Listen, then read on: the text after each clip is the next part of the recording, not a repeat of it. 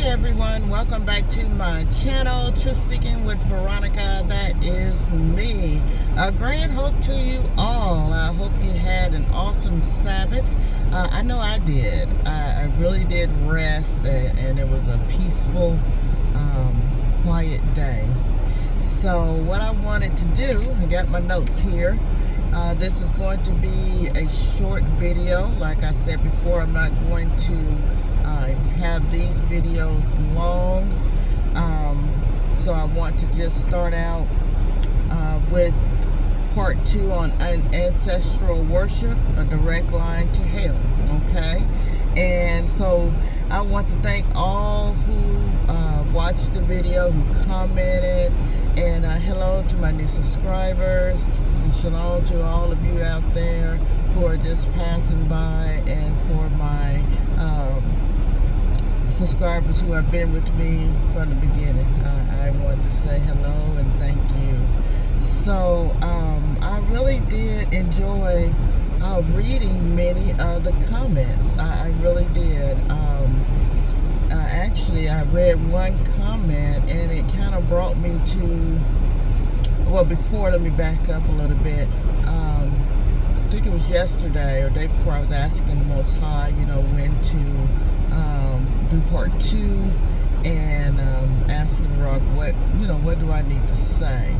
And I think it was the following day or that evening, I got my answer on what needs to be covered. Okay, and I want to let me get my notes out here. I want to reiterate that this video, this information, this teaching is for the 12 tribes and those grafted in. Also for those who are seeking truth, okay? And yes, the trolls are welcome, okay? But like I say, if that's what you do and you're 10 toes down on it, then I'm not talking to you, okay? We as Hebrew Israelites have a standard to withhold, okay? And also to the best of our ability to please the Most High. That's our goal. That's what we want to do, is please the Most High to the best of our ability, okay? And Yah loves us, and Yah does not want us to be tormented by demons, especially if we didn't know and had no idea that what many of us was doing by giving the ancestors credit for things that we did not know that this was ancestral worship. A lot of us didn't, okay? And then a lot of us do. Like I say, some do mix that. You still have people in certain religions who do tarot cards and things like that. So go and check out my video on this, part 3, the spirit of chaos. It talks about all the things that we may have done and played with when we were young and didn't know it. And those are things that we must and have to denounce, renounce, repent, reject, bound it up with the power of the rock, Hakadesh, and cast it back to the pits of hell in Yahusha's name, okay? So we can get that off of us, okay? That's what it's all about. It's all about just getting it right, okay? So, so let's begin. Like I said, this is going to be short, and this video is to perfect his people. That's all it's about, to perfect his people. So I hope you had a chance to read over the last 2 scriptures that I gave you in the first video, and also look up the definitions on ancestral worship, okay? So I'm going to, like I said, I'm going to keep this video short, but what I'm going to do is I am going to start with the word, okay? And we all know, many of us are familiar with the verse in Deuteronomy 18 and 11.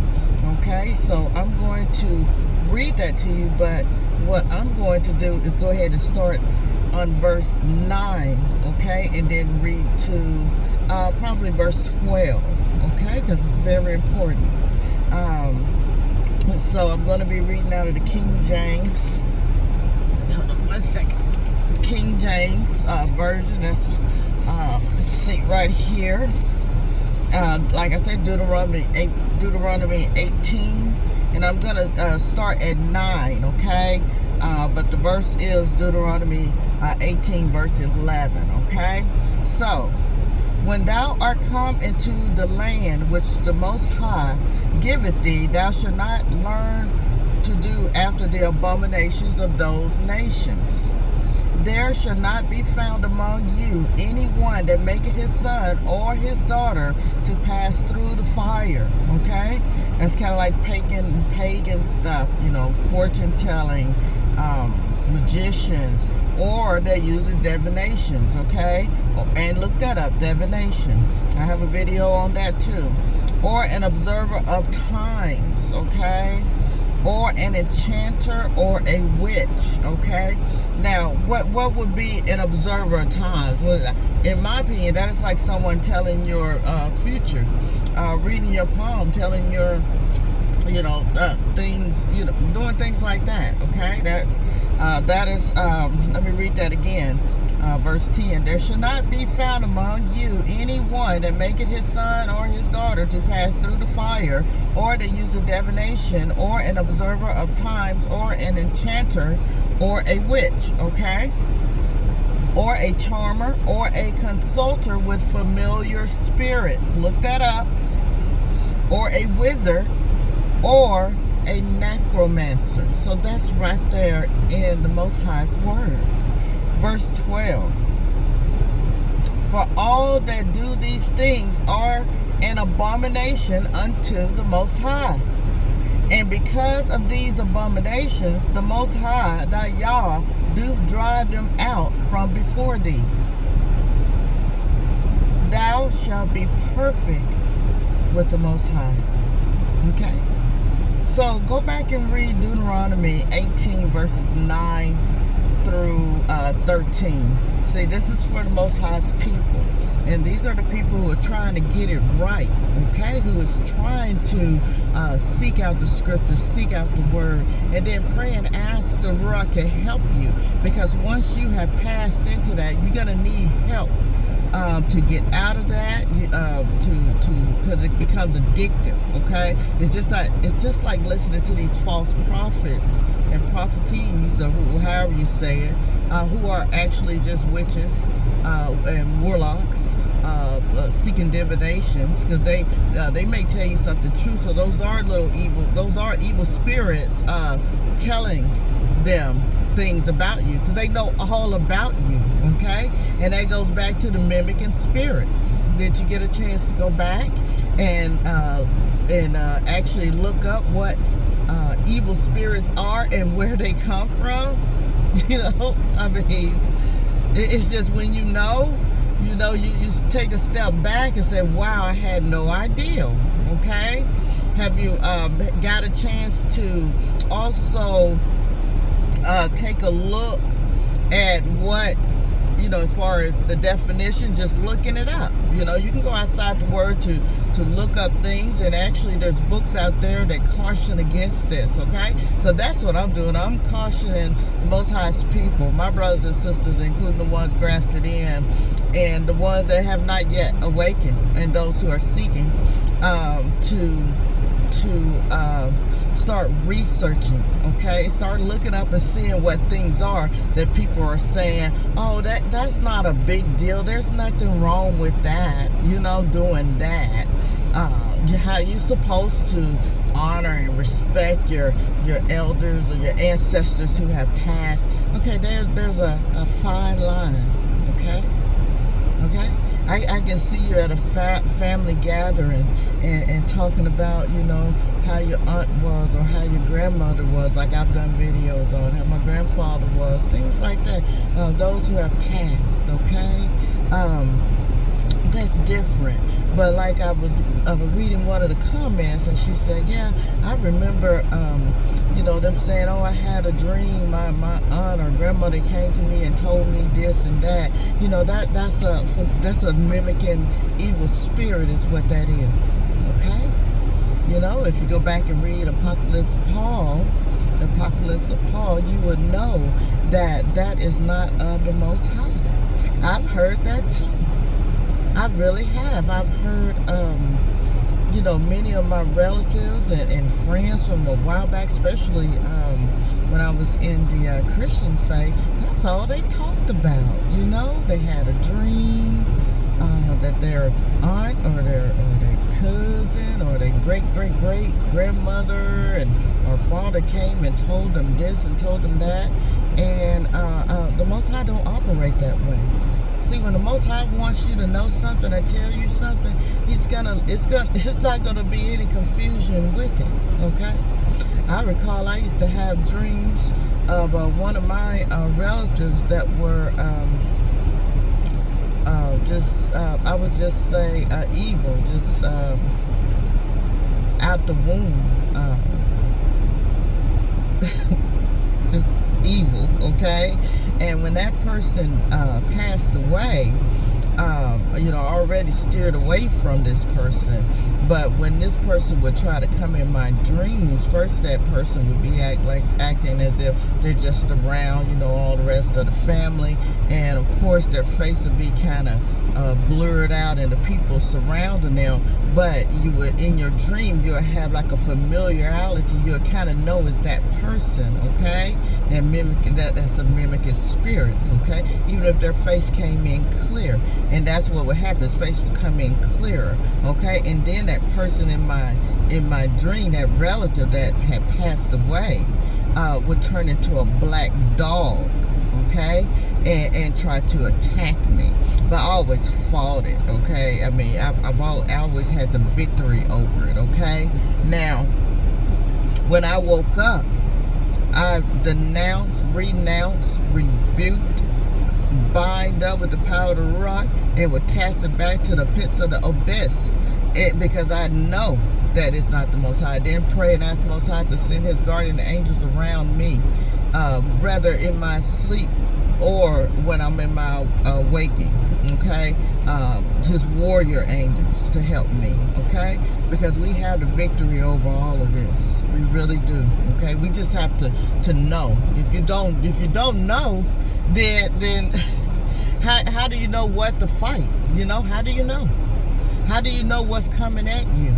You know, how do you know if someone of your relatives don't come to you and say, you know, I had a dream about my grandma. My grandma in my dream told me this, and that. You know what? You know, we have to get our emotions and our traditions of the other nations out from around us. We are a set apart people. We are his people, and he loves us, okay? So what I decided to do is what I'm telling you to do. Go ahead and look up exactly what ancestral worship is, okay? And then look up I want you to look up this, give examples of paying homage to your ancestors, okay?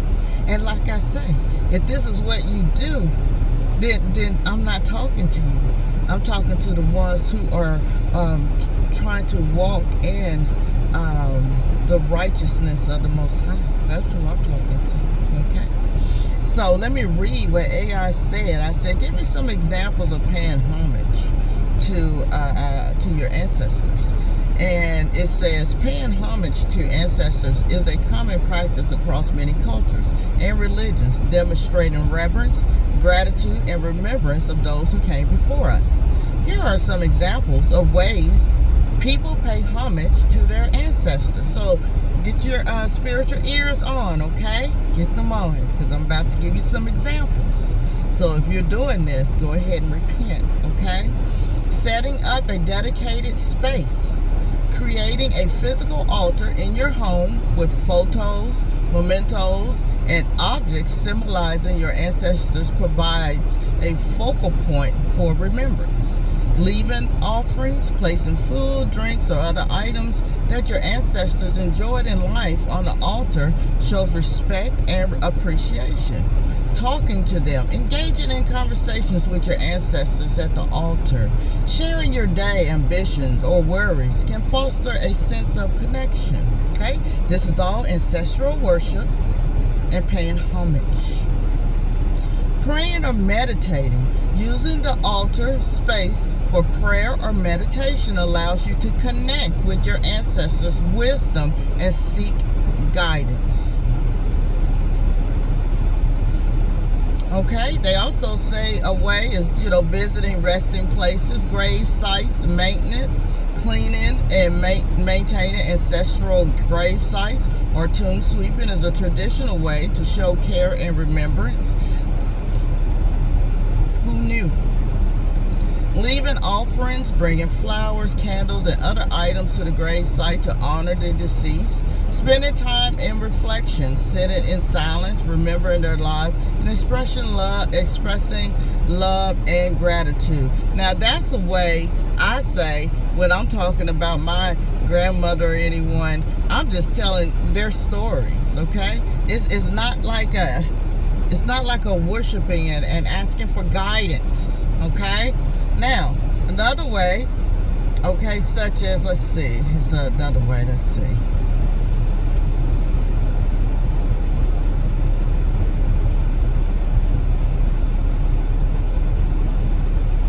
You can preserve your family history. Who doesn't have photos in photo albums of your relatives? Okay? But do you have an altar set up? Let's see. There's another thing in here too. Here it is. Okay. Seeking guidance. Asking ancestors for help or direction in times of difficulty or uncertainty through prayer or meditation. Okay, that's paying homage. That's just part. This is not everything of ancestral worship. So if you're doing that, please turn away from it. Okay? Now, I wanted to read that so you can kind of think of how you may have possibly not knowingly done some of those things. Okay? I know that when you lose someone on this earth, okay, that it is a loss and a grief that you go through, okay? And I know there's a tradition of this world of how we do things, okay? But we want to do things the right way, okay? We want to please the Most High, no matter how, as the world will call it, weird. Okay? We are a set apart people, so we are a peculiar people, okay? But I just wanted to do this part 2, and stay tuned for part 3. Feel free to leave your comments, check like, and also share this video to enlighten and let others know that we may have been doing some things that the Most High is not pleased with. Okay? That's all. That's all I'm doing, is being obedient and giving you the Most High's word. So until next time, I love you much. Be blessed. Veronica.